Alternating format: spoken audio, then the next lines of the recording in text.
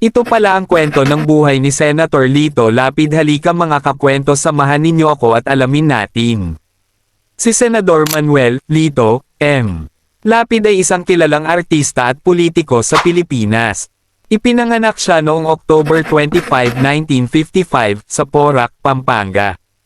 Ang buhay niya ay halimbawa ng mula sa mahirap hanggang sa maging matagumpay.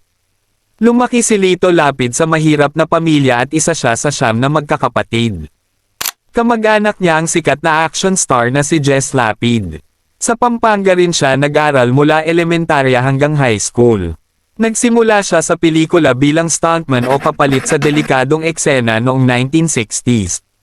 Kalaunan, naging action star siya noong 1970s at 1980s. Sumikat siya sa mga pelikulang tulad ng The Jess Lapid Story at sa karakter na Leon Guerrero. Hanggang ngayon ay umaartista pa rin siya sa pelikula at teleserye.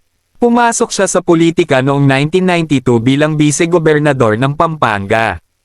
Naging gobernador siya mula 1995 hanggang 2004. Noong 2004, nahalal siya bilang senador at nagsilbi hanggang 2016.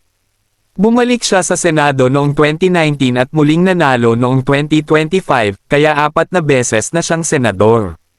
Si Lito Lapid ay kasal kay Marisa Tadeo Lapid at may 4 na anak, kabilang si Mark Lapid na naging gobernador din ng Pampanga. Mayroon din siyang anak sa ibang relasyon, tulad ng artistang si Isabel Ortega.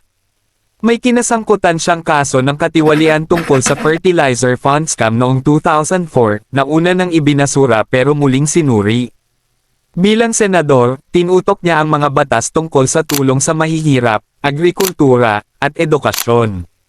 Nagustuhan nyo ba ang ating video mga kakwento? Bigyan mo naman ako ng isang like dyan at e-comment mo na rin dyan sa baba kung saan lugar ka para alam ko kung saan nakarating ang ating video. Salamat!